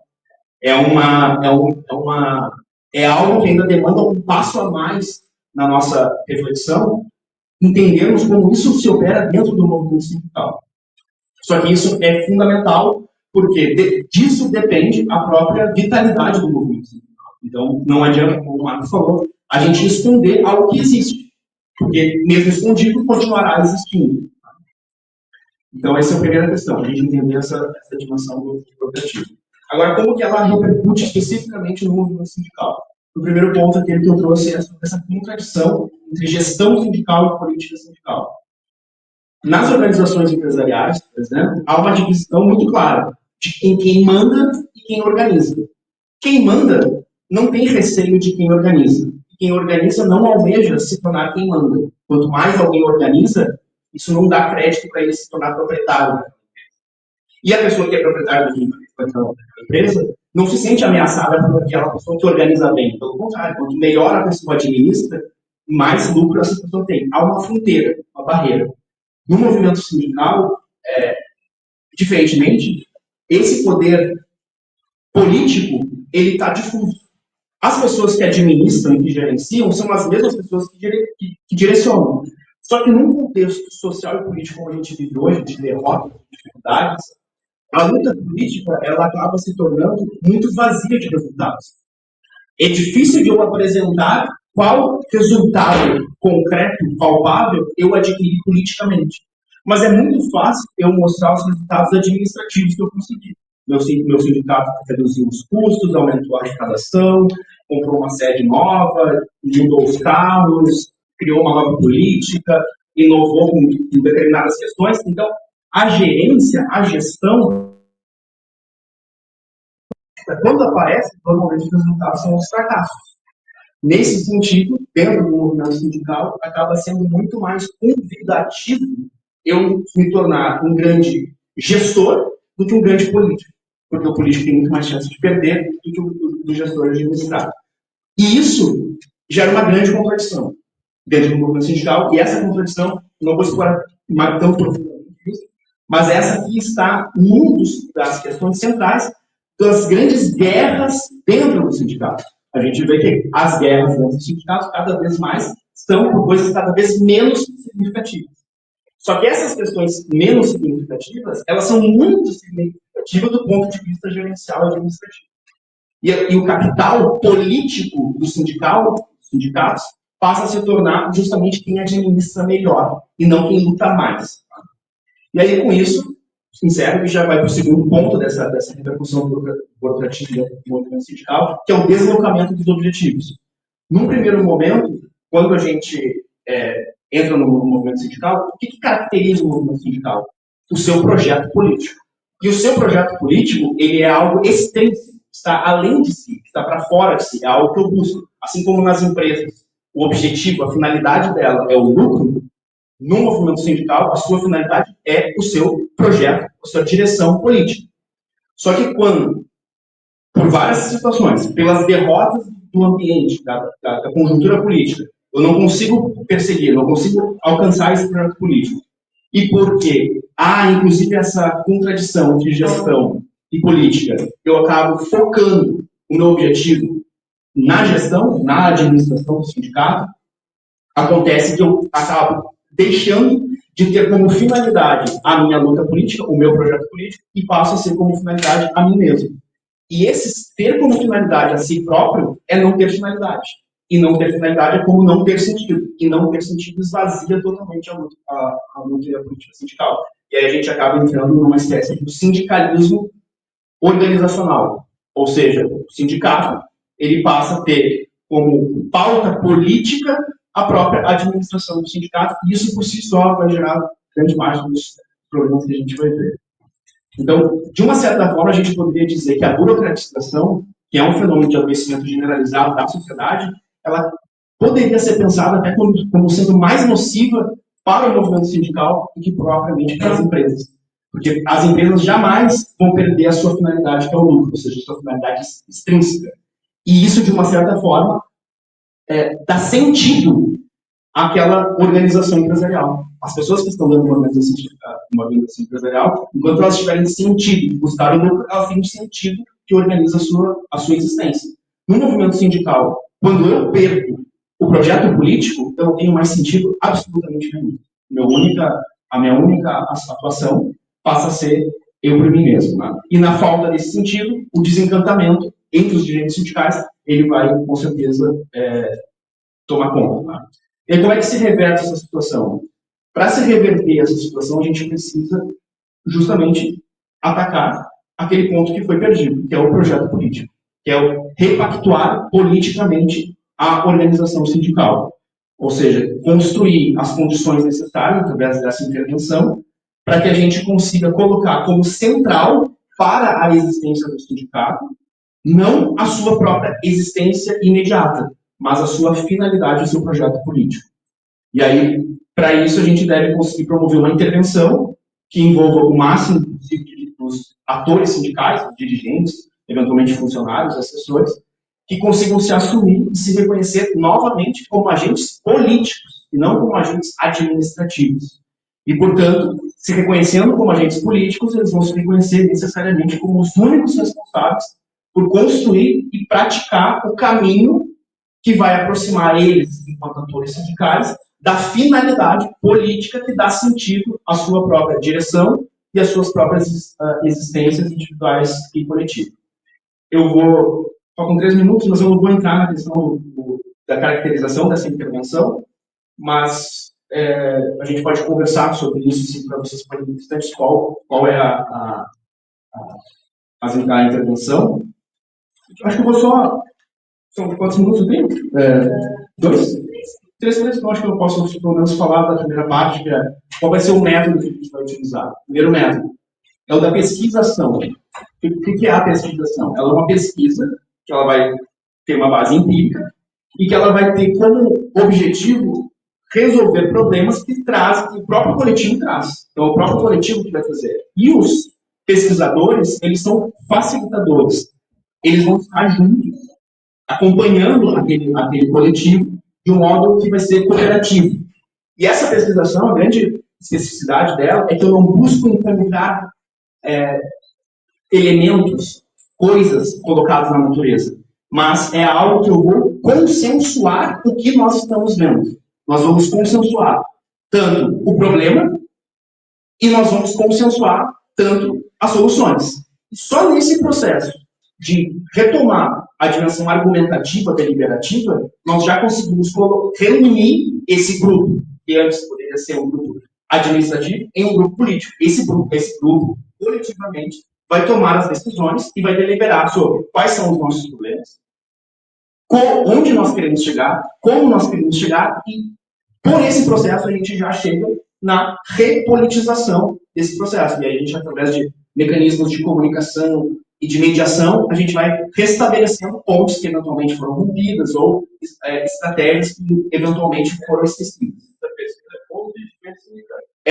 Ela é uma pesquisação, na verdade, ela é uma intervenção, só que essa intervenção, ela busca trazer conhecimentos que estão ali, porque um sindicato, ele é uma universidade, que precisa ser sistematizado e elaborado conhecimentos, desejos, planos, projetos que muitas vezes foram esquecidos por essa capitulação ao gerencialismo e não ao sentido político. E aí, então, qual vai ser o objetivo? Para encerrar. O objetivo é que todo esse coletivo que demandou essa intervenção, ele decida assumir deliberado e conscientemente a tarefa de agora organizar a si próprio, não mais por demandas meramente administrativas, mas com a finalidade do seu projeto político. E qual é o seu projeto político? Não sei, é o coletivo que vai dizer, é o coletivo que vai redescobrir em si o seu projeto político, e ele vai definir e acordar as suas finalidades, definir e acordar as maneiras de operar e de se autorregular nessa direção. É o coletivo que vai ganhar vida. E os indivíduos que eventualmente estejam acomodados nessa rotina burocrática e objetificada devem, a partir de então, se reconhecer novamente como sujeitos e não objetos da organização. Que normalmente é isso que acontece com a organização. Se sempre foi assim, uma porcaria, isso não vai mudar, não vai dar nada. Então essa passividade começa, não, mas eu faço parte disso e eu não sou um objeto, eu sou um sujeito. E aí, a partir disso, eu reconheço que a organização, que não é mais burocracia, agora é organização, porque ela tem uma ação ativa, consciente, e não mais uma rotina mecânica, essa organização passa a estar a serviço, cada vez mais, do seu projeto, da sua finalidade política, e não ao contrário. A finalidade política, de uma forma retórica, apenas estar a serviço dessa manutenção dessa administração. E, por si só, esse processo, esse movimento, ele já é, por si só, o resgate da saúde e da potência dessa ação sindical. Sim. Obrigado.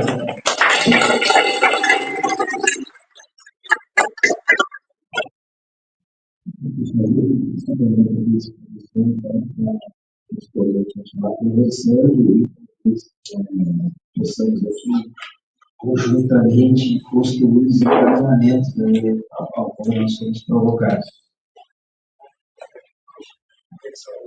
Para que nós possamos te ouvir aqui.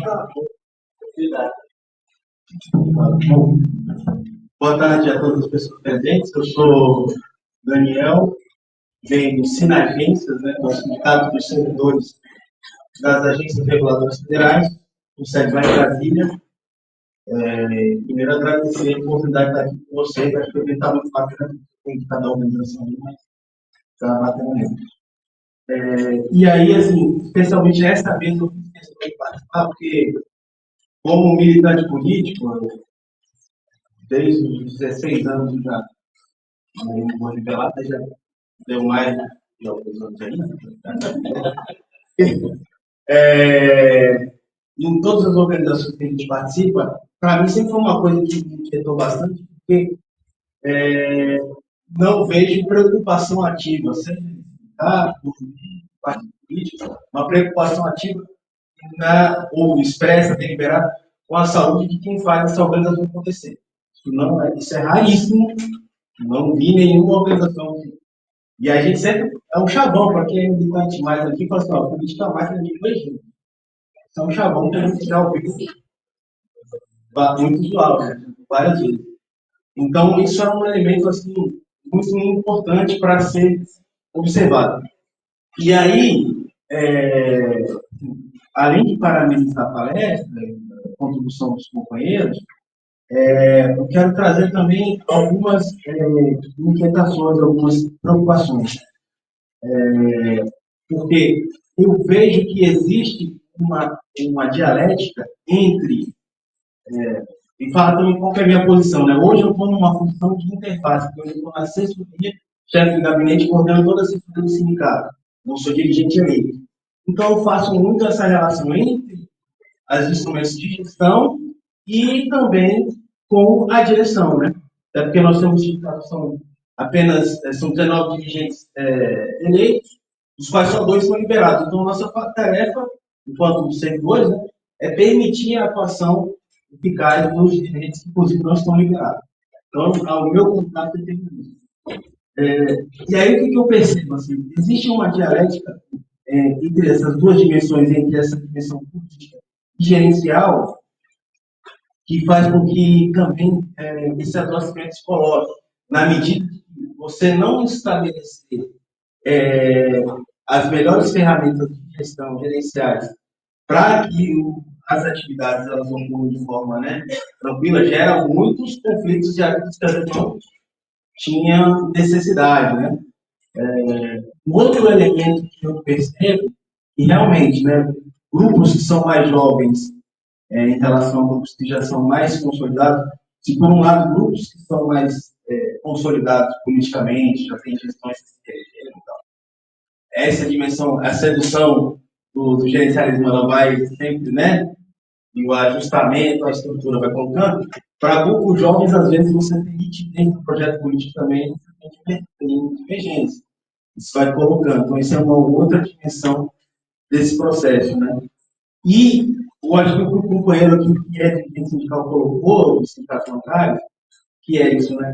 Como que a demanda permanente da categoria, da base, dos seus filiados, ela é uma demanda brutal para cima dos dirigentes, e aí isso tem impacto não só do ponto de vista da função lá no espaço do sindicato, como isso rebate para a vida pessoal, né? Assim, eu que pego, vou falar na minha função, que é uma função ainda iniciária, não estou na oposição, eu não sou demandado fim de semana e tal, e assim, a satisfação da minha esposa depende da ligação de alguém. Entendeu? Então, isso gera, imagina ficar sendo permanentemente por entendeu? Então, assim, então, é muito tenso esse processo. Então, são várias dimensões que colocam desafios para esse adoecimento. Assim. E aí, assim, mais uma vez, saudável, porque realmente assim, as organizações políticas das quais, né, reforçar isso, das quais eu participei e continuo participando, não é colocado isso, o cuidado com as pessoas que fazem. Assim, olha, todo respeito à turma aí que é cristã e tudo mais, mas eu não estou aqui para me sacrificar e virar Marte. Nós precisamos, de fato, né, ter um cuidado para que a gente seja mais eficaz, mas, inclusive, para produzir melhores resultados. Não é o custo, não é eu entregar. Minha vida é muito valiosa para entregar ela assim de qualquer coisa. Então, nós vamos se cuidar, né? Isso é muito importante. Obrigado.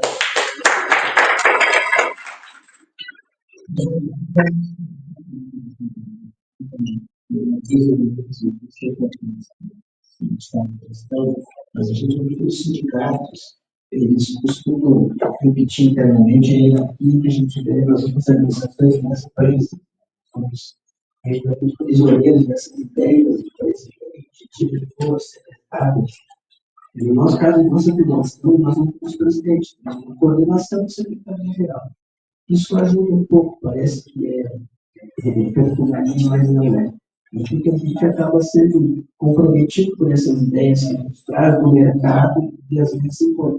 Isso acontece também no dia a dia, né? Porque a gente não sabe construir democraticamente as administrações tarefas, esses mercados, enfim, são questões de dificuldade.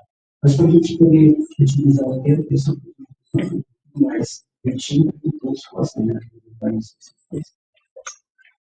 Oi, novamente. Camila, então, professora. Eu não sou dirigente sindical. Então, eu falo como uma pessoa sindicalizada. E eu fui relatora da Conferência Nacional de Saúde do Trabalhador e Trabalhadora, assim, Brasil, em agosto, e na abertura, o ministro da Saúde, Alexandre Paulista, falou assim, para todo mundo que estava com os delegados e tal, seguinte, feijão só se cozinha na pressão.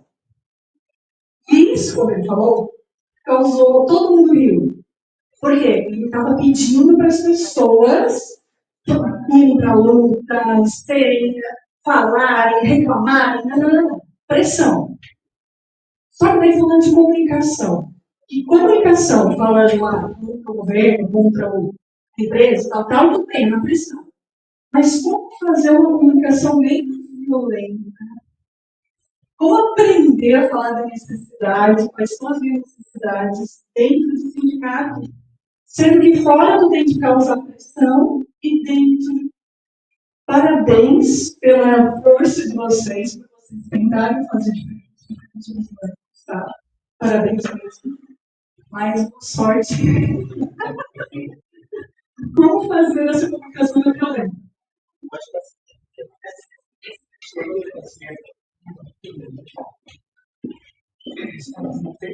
Boa tarde, eu sou do SINASEP, Sindicato Nacional de Serviços Públicos Federais.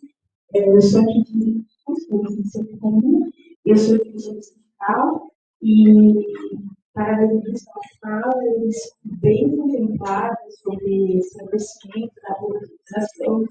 Eu vivencio isso e quando você foi falando, eu senti que eu vivencio isso o tempo todo. Enquanto mulher, eu faço recorte de gênero, como isso é difícil discutir com os nossos colegas, inclusive das mais antigas, edições completas antigas, a discussão é uma disputa, inclusive, das mulheres, está falando com os colegas para que explicar o que a gente quer. É uma disputa nesse sentido que é assim, eu fui anotando aqui, vocês estão colocando onde você foi, as dicas que você foi dando, até que eu fui. Eu vi toda essa intervenção. Interessante. Daí eu não fui, porque quando eu consegui levar esses elementos lá para colocar como proposta para o meu grupo de gestão, para a gente trabalhar isso enquanto grupo, porque é uma dificuldade até para as pessoas se perceberem isso. Eu queria que todo mundo estivesse aqui. Todo mundo tivesse a oportunidade de falar, para não ficar a Dominique repetindo isso, porque parece que ela veio a Dominique de novo, falando isso, falar. Ela tem que escutar, não quero escutar. Eu quero esse alinhamento, a gente tem que ter o alinhamento. Quando você apontou ali, eu disse, gente, não é uma empresa. Sindicato não visa lucro. O que a gente está fazendo aqui? Então, eu tenho muita dificuldade para entender. Eu tenho bastante problema e eu sempre faço essas coisas. A gente tem que ter muito cuidado. A gente faz uma empresa, a gente tem que ter muito cuidado com isso. Eu não quero sugestão, eu quero ser militante, eu quero lutar. Eu quero botar agora para fazer manifestação dentro de educação, vai para a Santa Catarina, porque toda hora conhecimento no meu WhatsApp, cada um mostrando a reforma administrativa, está rodando aí, entendeu? Então, são lutas que a gente é cobrado e a gente está preocupado com essa questão ali da politização, não sei o que, isso, vai ser bonitinho para a base, e não sei o que é bonitinho, nós estamos visando para exatamente isso. Então, eu me sinto totalmente contemplada, isso adoece muito, isso nos coloca no debate assim, tipo, lá vem a mulher de novo, lá vem ela de novo, e assim, é um espaço historicamente construído por homens, eu fico que eu ficar aqui muitos anos também, foi hoje a gente conseguiu uma paridade de gênero em alguns anos dentro do nosso sindicato nacional, e é uma luta bem importante, significativa atrás, a gente está conseguindo conquistar o nosso espaço, mas ainda não é muito né? É uma disputa e isso não acontece.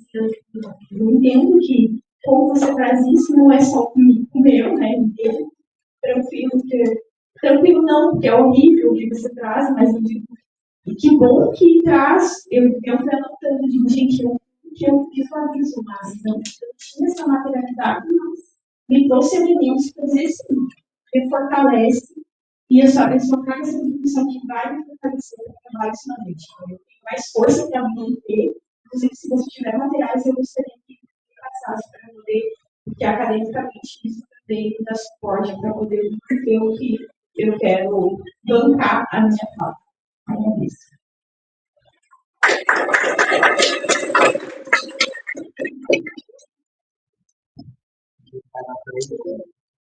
Fala depois ele fala. É aquela questão da idade. Mas, olha, parabéns. Porque eu já tive a sorte de chegar no Sinergia e já fui uma diretoria colegiada. Isso faz 35 anos, já, ou se não for mais. Então, tive a sorte.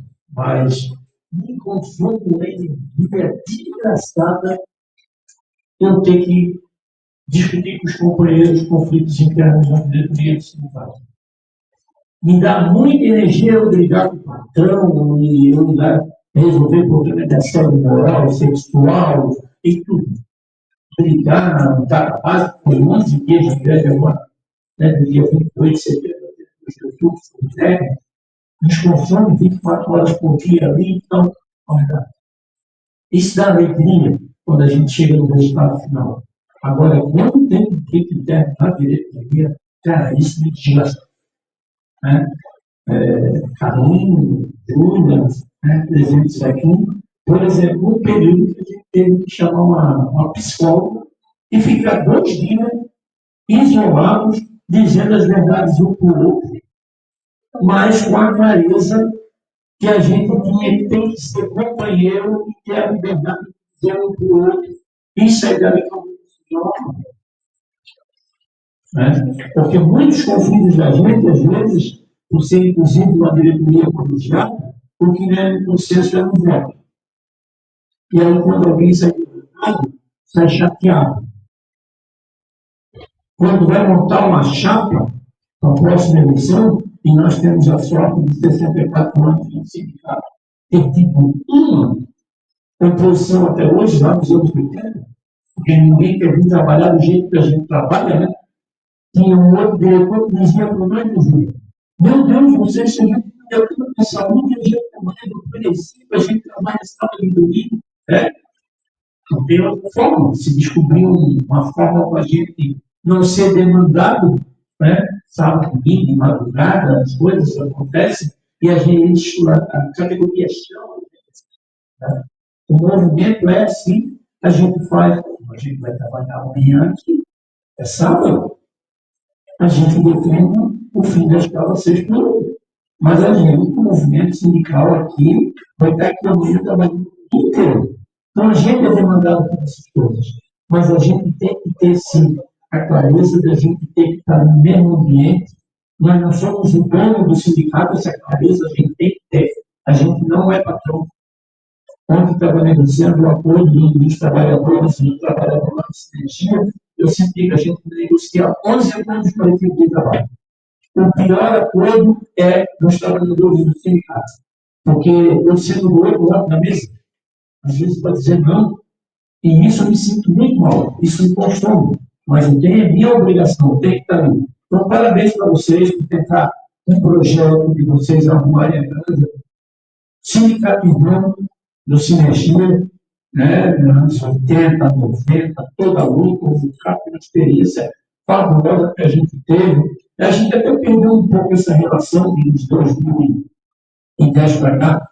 A gente, vocês estão na rua, a gente está aqui embaixo na outra, mas a gente sempre foi muito bom, na época das privatizações e tudo mais. Né? E é fantástico que o pessoal sempre trocava figurinha ali, com problemas na diretoria, ou problemas com as empresas, então a gente sempre quis ajudá-la. Né? Então é importante que a gente tenha, assim, unicidade, uma tranquilidade, porque a gente está todo dia ali no sindicato e às vezes alguém nos enfrenta. Sendo um companheiro com a gente. Um companheiro diz assim para nós: por que se eu não cumprir o horário aqui, vocês vão mandar para base? Vamos, 50 dias que não mudar, volta para base. E ele não mudou, a gente voltou para base. Tivemos outro que não cumpriu um acordo judicial que a gente tinha com a empresa. O que vocês vão fazer comigo? Nós vamos denunciar o Ministério Público do Trabalho. Tudo precisando dessa lei. Mas vocês não têm coragem. Tem que esperar até o dia. Ele não cumpriu, a gente, um dirigente de ponta. que até hoje, por exemplo, não falam comigo, não falam com outros companheiros. Saiu, mudou base, não passou na nova gestão, mas são problemas que nós temos que enfrentar no dia a dia, na cara do outro, porque senão perde o foco. Tá? Você me 5 minutos, mas acho que eu ia ouvir e depois encerramento Eu bem rápido, assim, geralmente, quando a gente vai numa palestra, os assuntos são abordados de formas bem genéricas.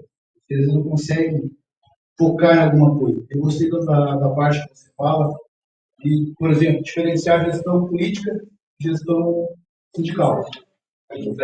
Isso, porque no dia a dia as coisas se misturam. Né? E para quem entra no meio do caminho, já com isso dessa forma, você incorpora aquilo e acha que aquilo é o ideal, consegue, continua repetindo as mesmas coisas.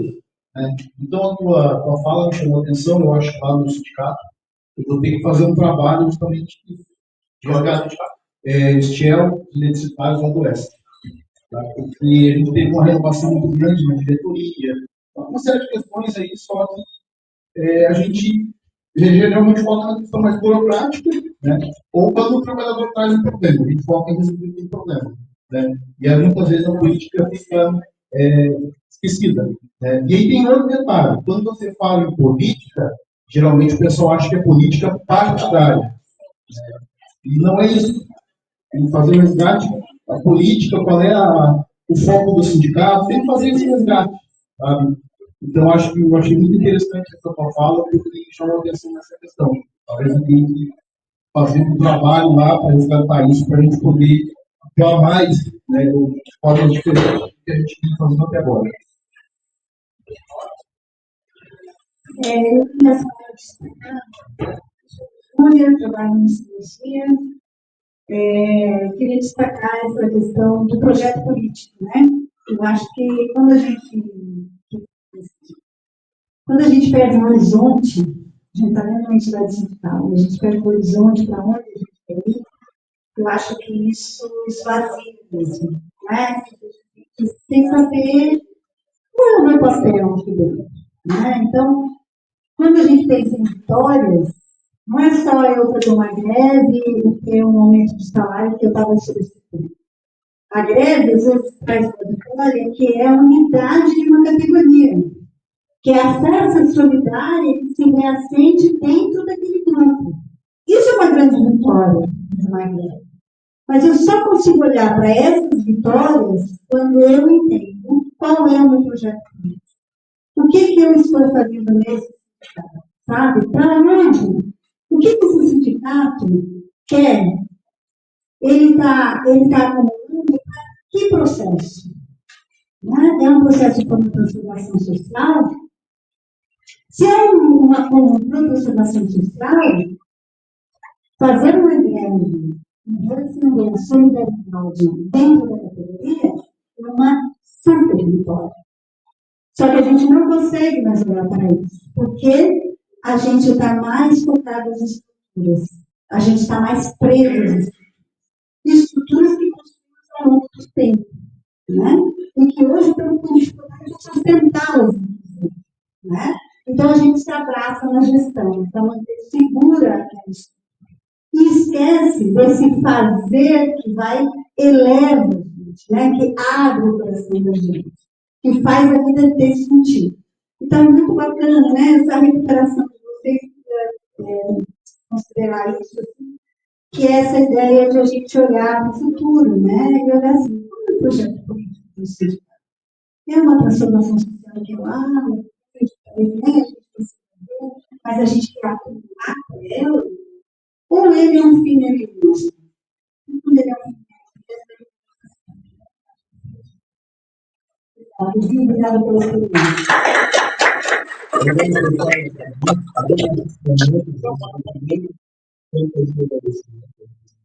Estamos aí à disposição para construir outras experiências próprias. Acho que é importante, a partir desse exercício que a gente está fazendo, para a gente poder, talvez, criar uma oportunidade também de saber dos companheiros, né, se existe algo que seja construído, e a gente também tentar construir junto com vocês aquilo que a gente está tentando fazer lá no nosso para construir essa mudança. Mas não vou passar por ele, acho que é importante fazer um encerramento.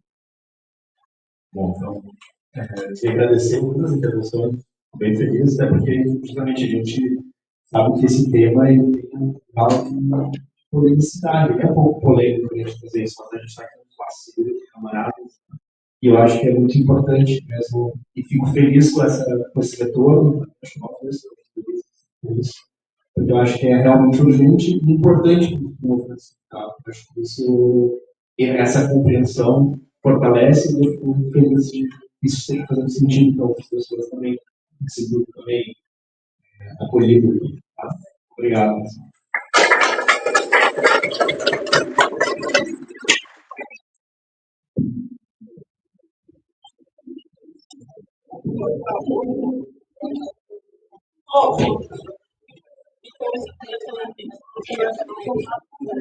Vamos aproveitar aí a dança aí, vamos dois textinhos aqui. De 1 a 25. Não. Vocês dois aí, de 1 a 25. Não. Não. Não. 16. Não.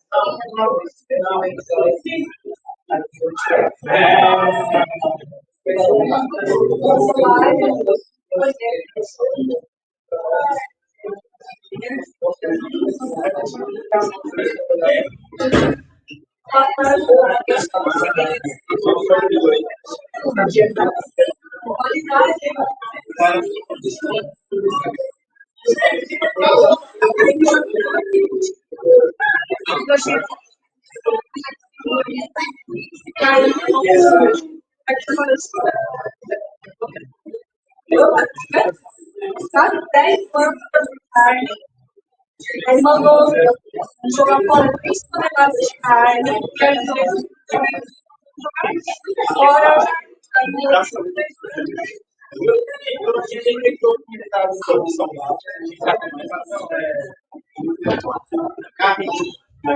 Eu não assisti mais.